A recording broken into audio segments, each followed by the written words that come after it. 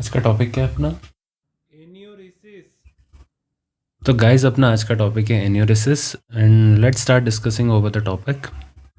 तो सबसे पहले उसकी डेफिनेशन पे आ जाऊँ मैं कि involuntary urination at bed time by kid who is more than 5 years of age. तो बेसिकली क्या है, बेड वेटिंग कर रहा है एक किड है जो कि more than 5 years of age है फॉर मोर देन 6 months। मतलब आज फॉर एग्जांपल वो 5 साल का हो गया है वो, और अगले 6 महीने तक वो कंटिन्यूसली बेड वेटिंग करता है, ऑलमोस्ट कंटिन्यूसली, तो उसको अपन एन्यूरेसिस में काउंट करेंगे। अभी जो 5 एज का क्राइटेरिया है ये इंपॉर्टेंट है। फॉर एग्जांपल आपके पास एक मदर आती है, उसका बेबी है, और बेबी है 3 years का या फिर 4 years का उसकी एज है, और मम्मी उसकी परेशान रहती है कि ये daily almost daily bed wetting कर देता है। तो आपको उस केस में क्या करना है? आपको उस केस में केवल उसको रीएश्योर करना है कि दिस इज़ परफेक्टली नॉर्मल। धीरे धीरे बेबी सीख जाता है कि कंट्रोल करना उसको। तो उस केस में आपको केवल उसको बिहेवियरल चेंजेस समझाने की, फॉर एग्जांपल आप उसको रात को वॉशरूम करा के ही सोएं, उसको रात को ज़्यादा कोला कोल्ड ड्रिंक या फिर वाटर ना पिलाएं, तो उससे धीरे धीरे वो यूरिनेशन कंट्रोल कर लेता है। अब अगर वो 5 years की एज से ज़्यादा है और वो फिर कंटिन्यूसली 6 months तक वो बेड वेटिंग कर रहा है, तो उसको अपन एन्यूरेसिस में काउंट करेंगे। Now for theory point of view, अब एन्यूरेसिस को अपन दो तरीके से क्लासीफाई कर सकते हैं। फर्स्ट क्लासिफिकेशन उसका प्राइमरी और सेकेंडरी एन्यूरेसिस, और सेकंड क्लासिफिकेशन उसका मोनोसिम्टोमेटिक एंड नॉन मोनोसिम्टोमेटिक। अब प्राइमरी एन्यूरेसिस क्या है? बेसिकली बेबी जो है 5 years किड है, वो 6 months तक उसने बेड वेटिंग स्टॉप नहीं करी है आफ्टर 5 years ऑफ एज, तो उसको अपन प्राइमरी एन्यूरेसिस कहेंगे, है ना। और सेकेंडरी एन्यूरेसिस किसे कहते हैं? फॉर एग्जांपल वो 5 years का हो गया था, फिर उसने बेड वेटिंग बंद कर दी, फिर 6 years का हो गया, 6.5 years का हो गया, लेकिन उसने फिर से रिलैप्स कर दिया, अब वो फिर से बेड वेटिंग शुरू कर दी उसने। तो this is known as secondary enuresis, और इसके पीछे कोई ना कोई कारण होता है, इसलिए इसको सेकेंडरी एन्यूरेसिस कहते हैं कि there is something that is leading to bed wetting. और अब अपन इसका सेकेंड क्लासिफिकेशन करते हैं, that is monosymptomatic and non monosymptomatic. और नाम से बता रहा है, मोनोसिम्टोमेटिक केवल एक सिम्टम होगा, that is bed wetting at night. Non monosymptomatic होगा, other than bed wetting at night symptoms मिलेंगे उसको, जैसे कि डे टाइम अर्जेंसी मिलेगी, फ्रीक्वेंसी बढ़ी हुई मिलेगी, और फिर ड्रिबलिंग होगी उसको, ये सब दिन में होगा उसको। तो ये होगा नॉन मोनोसिम्टोमेटिक एन्यूरिसिस। और अब अपन इसके कॉजेज़ पे आ जाए कि ऐसा हो क्यों रहा है। ऐसा हो तो इसलिए रहा है क्योंकि तीन मेन मेन कारण बता सकते हैं इसके। और इसके तीन मेन कारण ये होंगे कि फर्स्ट ऑफ ऑल नाइट में उसका फर्स्ट ऑफ ऑल नाइट में उसका यूरिन प्रोडक्शन ज़्यादा हो रहा है। क्यों हो रहा है? क्योंकि उसका नॉक्टर्नल एडीएच प्रोडक्शन कम है। अब एडीएच हार्मोन होता है एंटी डायरेटिक हार्मोन, उसका काम होता है कि यूरिन को कॉन्सेंट्रेट करना, तो उसकी वजह से यूरिन प्रोडक्शन कम हो जाता है। अब यदि उसका नॉक्टर्नल एडीएच लेवल्स डाउन हैं, तो उसका यूरिन डाइल्यूट बनेगी और उससे यूरिन प्रोडक्शन बहुत ज़्यादा होगा। तो this is one of the reason, ये फर्स्ट रीज़न है। सेकंड रीज़न मैं ये बताऊं कि जो उसका ब्लैडर है, for example for example in normal healthy baby, अगर रात को 200 ml ऑफ यूरिन बन रही है और उसकी ब्लैडर की कैपेसिटी 150 ml है, तो वो कैसे 200 ml को एक्यूमुलेट करेगा और उसकी वजह से एन्यूरिसिस हो जाए, मतलब बेड वेटिंग हो जाएगी रात को। तो ये इसको कहते हैं hypo volume functional bladder. Bladder functional है, बस उसकी वॉल्यूम कम है फॉर द एज, इसको कहते हैं हाइपो वॉल्यूम फंक्शनल ब्लैडर। और थर्ड है जो अपने डीप स्लीपर्स होते हैं, मतलब मैं कहूँ आपको कुंभकर्ण की औलाद है ना, वो उनका ब्लैडर भर गया है और ब्लैडर को सिग्नल करना है ब्रेन को to wake up and void the bladder, लेकिन वो सिग्नल इतना वीक है या फिर वो इतनी गहरी नींद में सो रहे हैं कि वो उठ ही नहीं पाते और फिर अपने आप स्पॉन्टेनियसली यूरिन पास हो जाती है। तो that is the third reason कि वो ब्लैडर डीप स्लीपर्स हैं।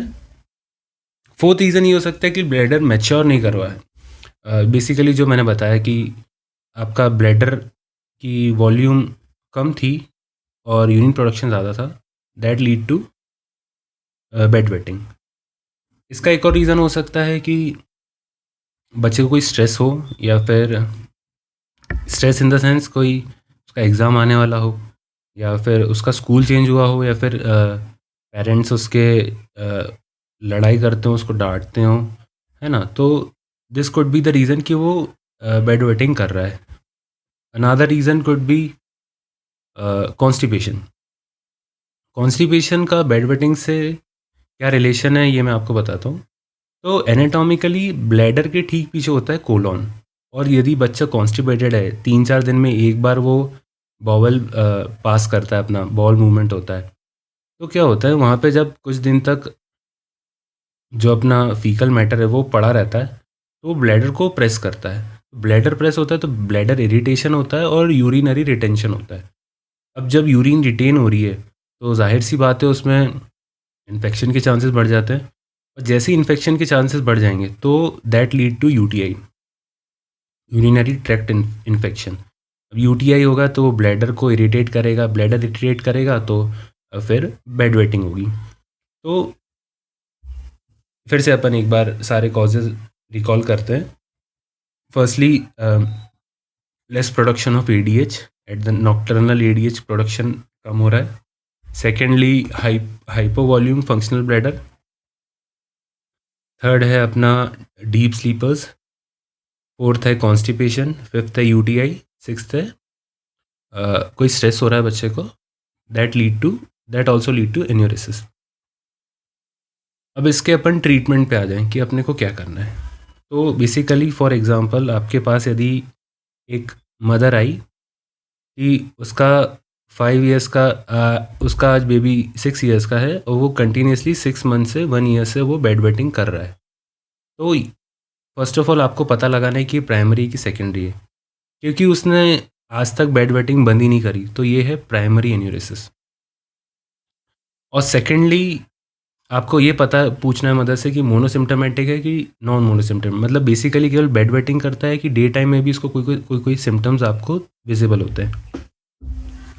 अगर मदर कहती है कि ये इसने आज तक बेड वेटिंग बंद ही नहीं करी है, तो दिस इज़ प्राइमरी एन्यूरिसिस, और इसको केवल नाइट बेड वेटिंग की आदत है और कुछ नहीं, डे टाइम में ये ही इज़ परफेक्टली फाइन।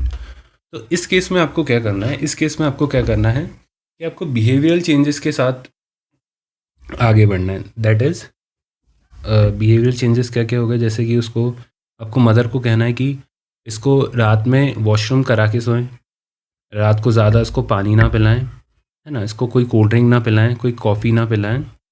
और एक एन्यूरिसिस अलार्म आता है ना, उसमें क्या होता है, एक बेडशीट होती है जो कि जैसे ही वो मॉइस्चर डिटेक्ट करती है, वैसे ही वो अलार्म बजाने लग जाती है। तो जैसे ही वो यूरिनेशन स्टार्ट करता है, एट दैट एग्जैक्ट टाइम वो जो बेडशीट है उसमें अलार्म इंटीग्रेटेड होता है, वो बजने लग जाता है। इससे क्या होता है, बच्चा धीरे धीरे ट्रेन होता है कि हाँ, जैसे ही वो यूरिनेशन स्टार्ट हुआ वैसे ही अलार्म बज गया, तो अब मुझे उठना है। तो इस केस में डीप स्लीपर्स जो होते हैं और जिनका ब्लैडर मैच्योर नहीं होता है, वो वाले जो केसेस होंगे वो इससे करेक्ट हो जाएंगे। तो बिहेवियरल चेंजेस और एन्यूरिसिस अलार्म। अब सेकंड केस में बताऊं कि अब फिर से मदर आती है, वो कहती है कि मेरा बच्चा he was back then he was perfectly fine, अब फिर से उसने at the age of 7 years उसने फिर से बेड वेटिंग शुरू कर दी है। तो आपको ये केस हुआ बेसिकली सेकेंडरी एन्यूरिसिस का। अब अपन पता लगाएंगे कि ये सिम्टोमेटिक है कि नॉन मोनोसिम्टोमेटिक है। अब मदर कहती है इसको डे टाइम में भी अर्जेंसी होती है, फ्रीक्वेंसी होती है, ड्रिबलिंग होती है इसकी यूरिन की। तो अपन कह सकते हैं कि दिस इज़ नॉन मोनोसिम्टोमेटिक एन्यूरिसिस। और मदर ये भी कहती है कि इसको बहुत प्यास लगती है, फिर बहुत यूरिन करता है ये। तो this is polydipsia and polyuria. मतलब अब अपने को ये पता चल गया कि दिस इज़ सेकेंडरी एन्यूरिसिस, मतलब कोई ना कोई कॉज है इसका। थर्ड, सेकेंडली कि ये नॉन मोनोसिम्टोमेटिक है, और इसमें एक मेजर सिम्टम है कि इसका प्यास भी लग रही है इसको, और यूरिन भी बहुत जा रहा है। तो मतलब वी कैन अपन ऐसा गेस कर सकते हैं कि दिस इज़ जुवेनाइल डायबिटीज़। तो डायबिटीज़ में क्या हो रहा है, फिर आपको प्यास भी ज़्यादा लगती है, तो यूरिन भी ज़्यादा पास होती है। तो दिस इज सेकेंडरी एन्यूरिसिस। अब एक और केस हो सकता है कि मदर आई और पहले उसका बच्चा परफेक्टली ऑल राइट था, लेकिन अब उसने फिर से बेड वेटिंग शुरू कर दी है। और अब इसका अब आप पूछोगे कि कोई और सिम्टम है इसको, और कितनी बार इसका बॉवल मूवमेंट कैसा है, मतलब कितनी बार ये फ्रेश होता है, मतलब रेगुलरली फ्रेश होने जाता है कि नहीं जाता। अब मदर कहती है कि नहीं, ये 4-5 दिन में एक बार जाता है, तो वी कैन अज्यूम कि इसको कॉन्स्टिपेशन है। अब कॉन्स्टिपेशन का जैसे मैंने आपको मैकेनिज़्म बताया कि उसमें क्या होता है, वो ब्लैडर के ठीक पीछे कोलन होता है, तो कोलन में जो फीसेस पड़े रहते हैं वो ब्लैडर को पे प्रेशर डालते हैं, तो इससे यूरिन का रिटेंशन होता है, दैट लीड टू यूटीआई। तो उसको कॉन्स्टिपेशन भी है और that will lead to UTI. और फिर अपने को क्या करना है, सबसे पहले अपने को इसमें कॉन्स्टिपेशन ट्रीट करना है। कॉन्स्टिपेशन ट्रीट होगा ना तो यूटीआई अपने आप ट्रीट हो जाएगा, क्योंकि constipation is leading to UTI. और at the end for example अब कुछ नहीं मिल रहा है और आप देखते हैं कि उसका, अब आप एक बार उसकी यूरिन रिपोर्ट कराते हैं, यूरिन टेस्ट कराते हैं, ब्लड टेस्ट कराते हैं। तो यूरिन टेस्ट में आपको मिलता है कि पस सेल्स हैं। हाँ, पस सेल्स इंडिकेट की यूटीआई है। और यूरिन में यदि आपको ग्लूकोज मिल रहा है तो दैट इंडिकेट्स की डायबिटीज़ है। और ब्लड कराते हैं आप, ब्लड टेस्ट कराते हैं और उसमें आपको क्रिएटिन या फिर ब्लड शुगर लेवल ज़्यादा मिल रहा है, तो या तो वो डायबिटीज़ हो सकता है या फिर क्रिएटिन ज़्यादा मिल रहा है, तो there is something wrong with the kidney.